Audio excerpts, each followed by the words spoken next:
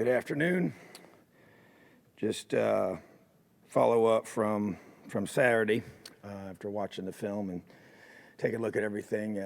I'm just very, very disappointed in the way that we played, and so stated pretty clearly a week ago at this time on this day that what the expectations were for us and where we are and what we want to be able to do on game day. So did not match those, and a lot of respect for Ohio State and a very good football team, but really is about us and our lack of execution and just doing things we got to do to win football games. So pretty clearly very disappointed in that. So, but you have to, as we talk to our players today, you know, it's about evaluating where you're at, what you're doing, the film, learning from it, and pressing forward, and that's what we're going to do. So because of our poor play, no players of the game were selected in all three phases.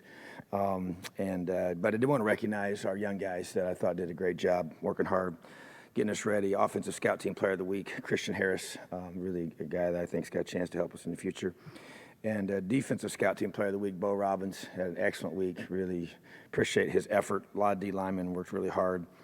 Kind of were down a few guys there. They had to get a ton of reps. It was really hot last week, and really appreciate their effort. But Bo was definitely by far the leader of that group and helping our O-line get a good look. And then Special Team Scout Team Players of the Week, we had two, Joseph Daniels and Justin Berry. So really proud of those guys' effort, what they're doing for us. Also, we have Hall of Fame for the IU Athletics being inducted this weekend. So Chris Gardner, a kicker, and Donnie Thomas, linebacker. So recognize those guys, and Chris will be with us as honorary captain on game day. So just the game is what it was, and we have to learn from it and move forward. So questions? Coach, the couple guys that were here said that your message to them was, don't let this loss become two losses. Don't let it, kind of fester and linger. You can say that to them. How important is it, though, for guys like Nick and Coy Cronk and Alan Stallings and your seniors to get that message across this week to the younger guys?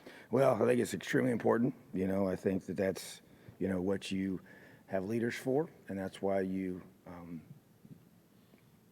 stress how critical a role that they play in our program, the good and the bad, when you have something like this happen and not allowing it to, as you said, to linger and one loss affecting how you perform the next week. It just cannot happen. And so that's where your leaders have to rise up, and these guys have been here and have experience, and the coaching staff and the message that we send to our guys, and we have to live that out ourselves. I have to flush it as well. But to me, the difference is that you can when things happen a certain way, and I was really, I was pretty ticked off as I came in on Sunday, and just the way things, watched the film Saturday night and just, not happy at all. And so that the edge that creates in you, to me, I don't want that to ever go away, because those things, they bother you when you invest so much and you work so hard and you have an expectation. So that's why I want our guys, and that's why I want the older guys to lead with that angle about us and the way we approach it,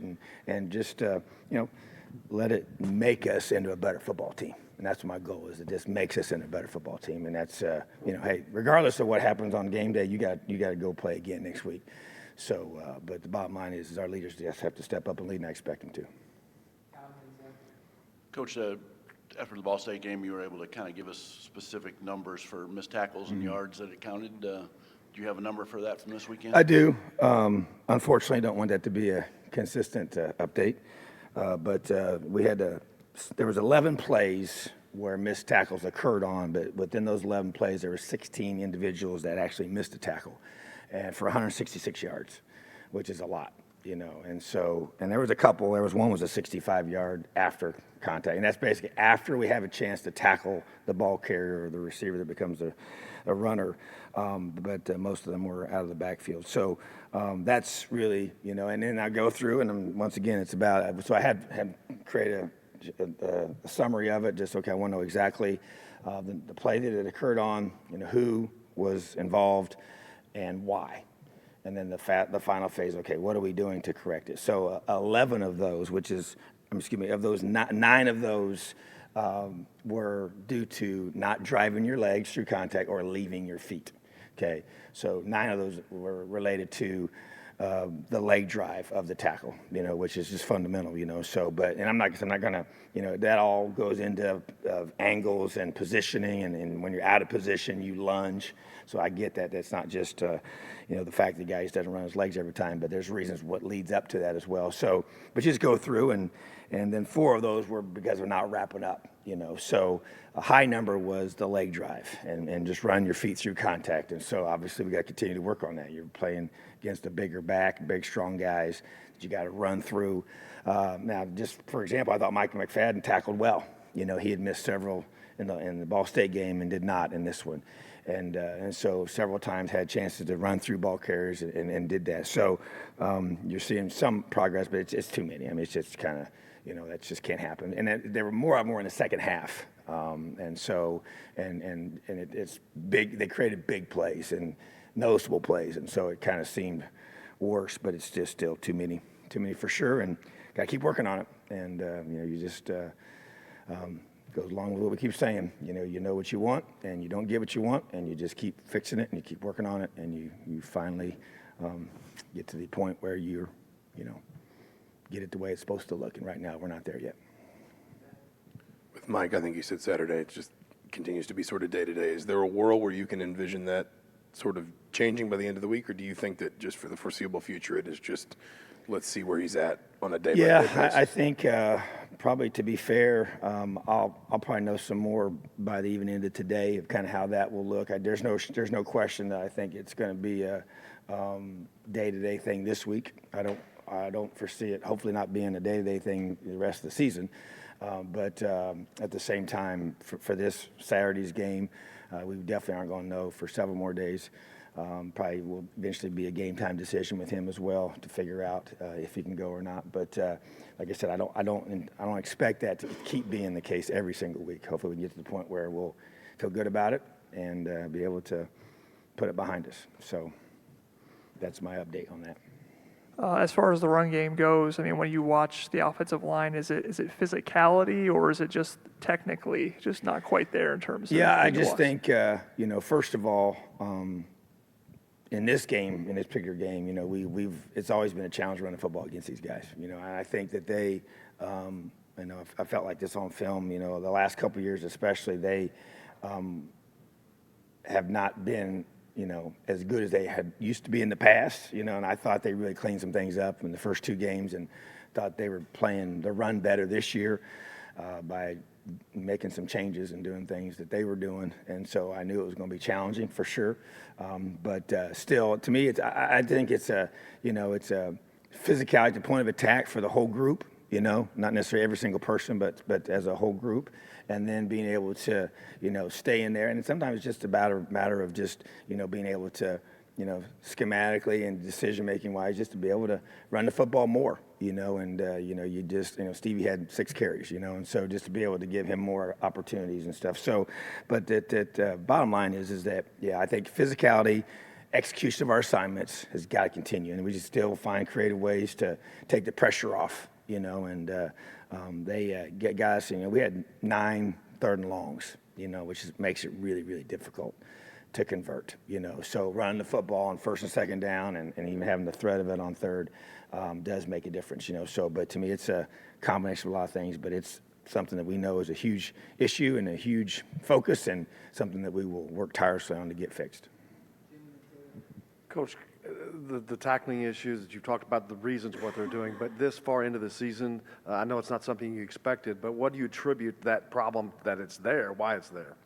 Well, to me, I just think, bottom line is that I still feel like that we have to do a better job of structurally getting more guys to the football, and that's being able to, the way that we want to structure things as a defense. I want to see us do that, and we spend a lot of time meeting about that, and going to make some of those adjustments here this week to be able to get more hats around the football sooner, structurally, and just allow us to be able to, take away some of that space that's created when you play, a team that we just played, and their ability to, if you come at an angle against a 220-pound guy that's got elite speed, it makes it really challenging, you know. So to be able to structure, so to me, to answer your questions, I just feel like we got to get more hands to the ball, you know, and take the pressure off of one guy making that one miss that's going to create, you know, a bigger play, you know. So, so that's what's going to be a major objective for us. Coach, without getting into too many specifics, you talk about sorry, you talk about getting into position with the lack of tackling, and is that where you get into this week in practice and you try to set up as many situations as possible, working in with your defense, or is it more just working on tackling circuits? Well, it's definitely working on tackling circuits, and we will continue to do that. That doesn't change. But yeah, to me, you know, and I think for us too is as you go through and you work against your scout teams, you know, to be able to increase the intensity of some of those reps in regards to not full tackling, but you know, the thud tempo and hitting through the ball carrier and finishing those plays out. I think that that's where sometimes you can get, you know, especially as the season starts rolling along, that you can not get the finishes that you really, really want. And that affects leg drive and wrap, to me, as much as anything. And so creating as many of those as we possibly can without still, you know, keeping guys off the ground is what we want to be able to do. So, yeah, I see more of that, and I also see just working run fits to get guys to the football, fitting everything up right, nice and tight, and not allowing, you know, because there's always going to be where not everybody's going to have, you know, the perfect tackle each time. But it's when, and if a guy happens to miss, then there's a guy right there to finish off the ball carrier. And that, to me, is we got to get more there to finish off the ball carrier is really is the way I see it. Tom, aside from that 75-yard pass against Ball State, seems like Nick hasn't really had too many breakout moments in the passing game. Is there any kind of a concern that you're maybe underutilizing him, or he's not getting enough touches of the ball? No, he's got to, you know, just like the rest of them, when he gets his opportunities, he's got to make post plays, you know. So he'll continue to be targeted, and we took some shots, and obviously those are contested balls, even this past game, and sometimes you're going to have to make some great catches. I know he made a great catch against him a year ago, you know, on our sideline, you know, that they had to review, and so those are kind of catches you got to make against teams like this. And so obviously sometimes you get loose and sometimes you don't. But to me, it goes for all of our receivers. They got to be able to go up against the tight coverage and man coverage and guys playing in proper position because they were disciplined defense. That was where they were supposed to be and contest a lot of those throws. So he just needs to rise up and make those big plays. And he knows that. I know you take a lot of pride in takeaways, only 2 in 3 games. Mm-hmm. Anything that you've identified or put your fingers on, or teams taking less It's not good enough. You know, it's not our standard. You know, we takeaways, tackling, effort. So 2 of those 3 things to me aren't getting done. So not happy about it at all, and we got to get it fixed. So to me, but that goes kind of back to just attacking the football and playing with that swarming confidence mentality. And I agree. I'm with you. I'm just as frustrated. So it's, you just keep fighting and you just keep working. You just keep focusing on technique and doing things the right way. And I do think they come in bunches, and they will. But, yeah, 2's not enough, not to our standard. Coach, I know you always sort of preparing for the moment at hand, but Yeah. in regards to Michael's rehab and getting ready to play a game, does it matter to you that you have a non-conference game this week and a very important Big Ten game next week in regards to the timeline for him?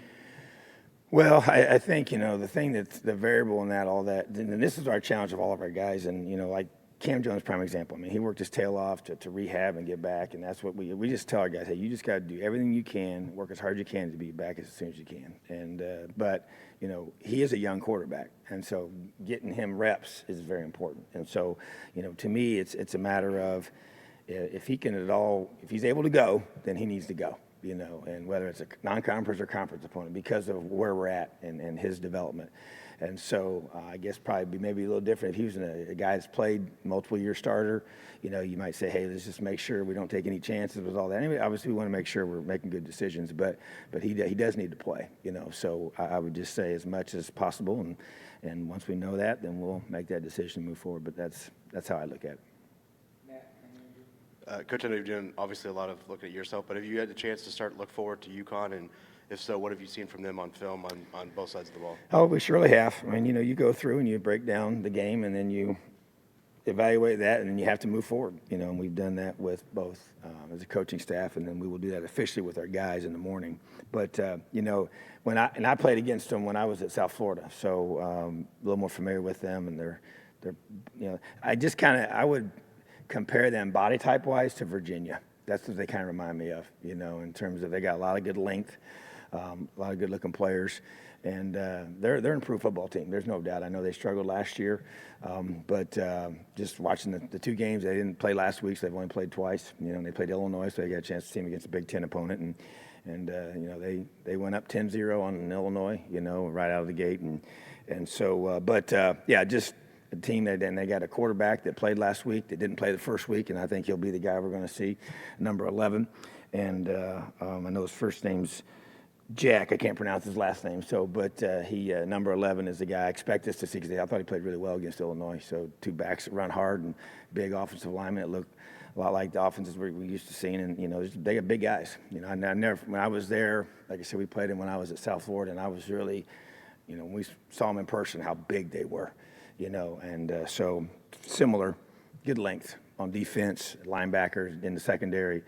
Had some NFL guys lately, you know, from their program, and Coach Etzel's a great football coach, you know, so he has a lot of pride in what he built there before he left and now that he's back. And so they'll be a very well-coached football team that will play extremely hard.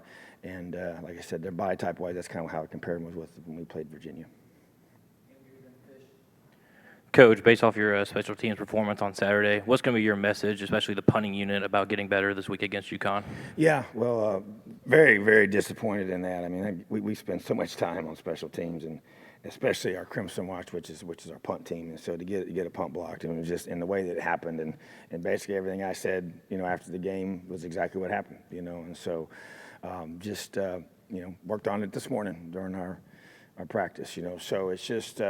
The message is, you know, we rely on them to help us provide a winning edge to our football team. And when you get a punt blocked, man, you don't win many games when that happens. And so we were fortunate only in being 2 points instead of a touchdown, but still really affected. And that kind of whole sequence of plays that happened there was really kind of a really turning point in the game, in my opinion, momentum-wise. And so just the message is that we rely on you. You have a job to do. That we had an issue with the snap wasn't on point. You know, the alignment of Hayden wasn't on point. The guy up front didn't do his job, our left tackle, in that alignment. And then the left shield was put in a bad spot because he had to block his guy, and then it left his guy open. So a series of things that led up to it. But got to fix it. And take a lot of pride in special teams and being great in those units. Thought our house call unit had some positives for sure, and David Ellis continues to do a good job back there, and just a block or two away from freeing him up on some real big returns. And then thought our hammer team, our kickoff cover unit, has some really good coverage against some dynamic players. So just got to keep working, you know, and want to see us do a better job on our score team, which is our punt returns, being able to create some return yards.